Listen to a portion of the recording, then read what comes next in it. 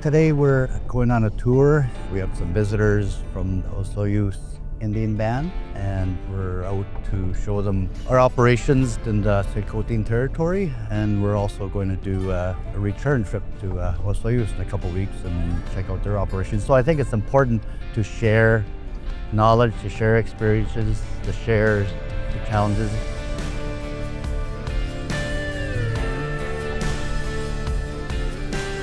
We're at the biomass operations site, west of William Lake, off Highway 20 on the Palmer Lake Road, and we're going to have a look at our chippers, have a look at the site of the 2017 fire that burned a lot of this area. We're trying to utilize what we can to fire kill trees and also mitigating future wildfire risk.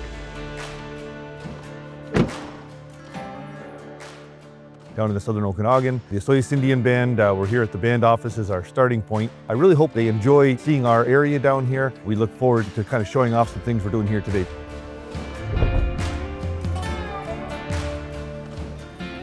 We've arrived at K&C Silviculture. We're going to get a tour of the entire facility from seed to seedling.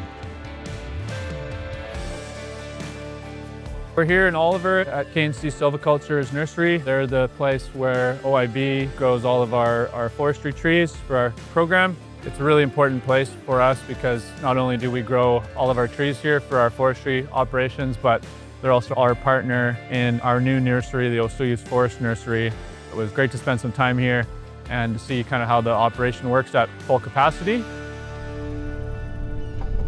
We'll move on to seeing the operation that OIB and K&C are working on together at a new site.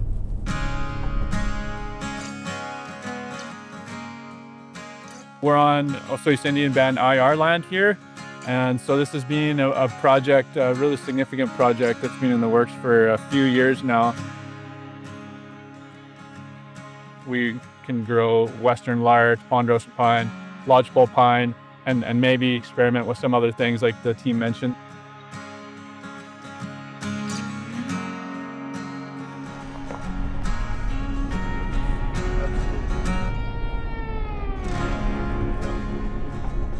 We're currently at the Anna Lake fuel break site. As you can see on my left here is how it originally looked.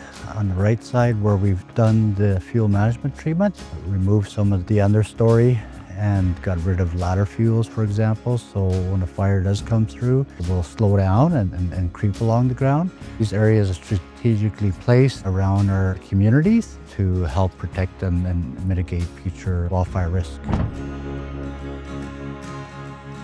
Here we're in the First Nation woodland license, where we're completing a commercial thinning project. The goal of this is to thin out the forest with highly specialized equipment and create more growing space for the remaining stand.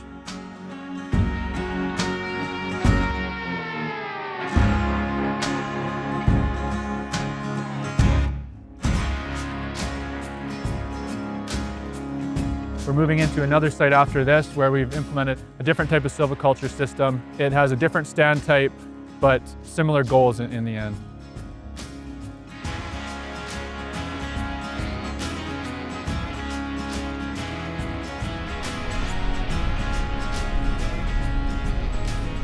In our language, in the Chilcotin language, this area is known, according to my grandma, as Nk'Mip.